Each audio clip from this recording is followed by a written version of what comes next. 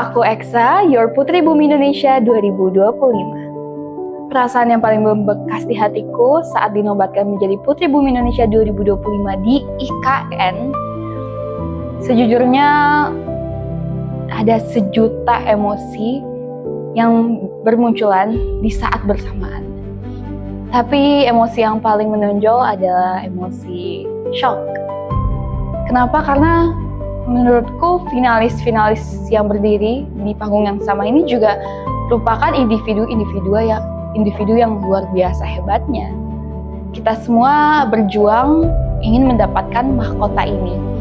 Tapi aku juga merasa ada kebanggaan tersendiri. Ternyata aku layak ya gitu.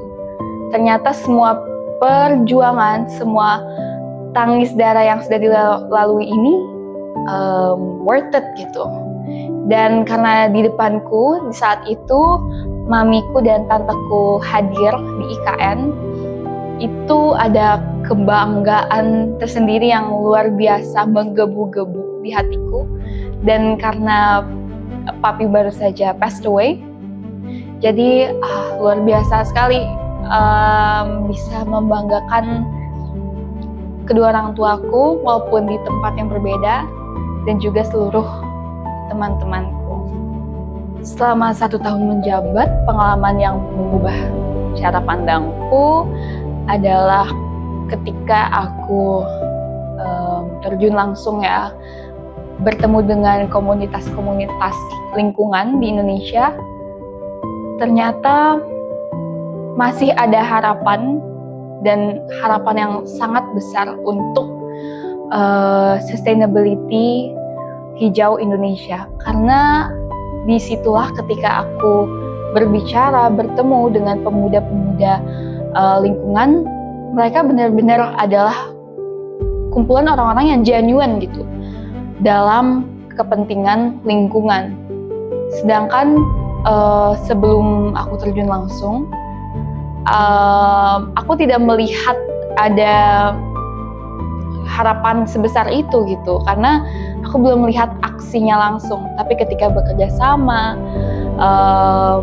aku rasa ada potensi nih untuk aku juga mengajak teman-teman di luar sana untuk ayo, ini udah bukan lagi masa depan nenek moyang kita atau bahkan orang tua kita, tapi ini masa depan kita. Jadi aku rasa ini adalah tanggung jawab kita anak muda, terlebih teman-teman Gen Z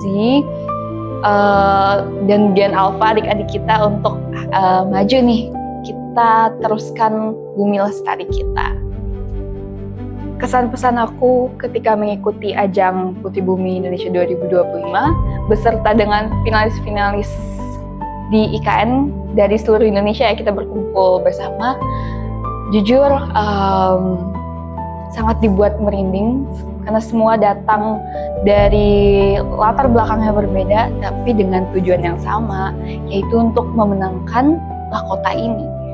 Tapi ternyata aku lihat memang beberapa dari kita sangat berambisi, hanya terfokus untuk memenangkan mahkota ini. Tapi nggak sedikit loh, ternyata banyak juga dari teman-teman yang memiliki hati yang baik, yang pure, bukan hanya sebatas untuk memenangkan mahkota, tapi memiliki tujuan yang lebih daripada itu, yaitu untuk menyebarkan kepedulian mereka terhadap lingkungan, untuk menyebarkan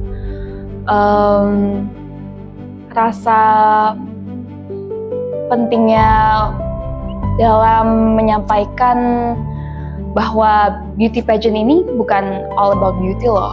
Ternyata juga tentang cara kita berpikir, cara kita menggunakan hati kita, about attitude. Aku belajar banyak soal attitude ketika berkumpul bersama dengan finalist. Mau itu belajar dari yang terbaik ataupun belajar dari kesalahan. Tantangan paling besar ketika mengikuti bootcamp itu adalah bagaimana cara aku maintain emosi diriku sendiri dan mental gitu. Karena jujur aja bootcamp ini memang fun, tapi wah, perjuangannya luar biasa teman-teman. Banyak sekali tantangan-tantangan yang tidak sesuai ekspektasi. Bisa sedetik kemudian itu berubah tidak sesuai rencana kita. Jadi bagaimana caranya aku harus menjaga mood aku tetap baik, tetap fokus ke tujuan utama.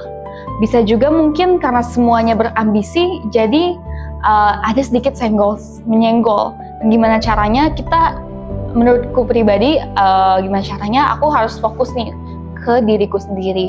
Mau aku terkena dampak negatif dari teman-teman yang sedang berambisi ini, atau bagaimanapun itu, tetap ke tujuan awal saja. Aku berdiri di sini, datang ke bootcamp ini untuk apa sih? Ya, untuk menjadi diri aku versi terbaik.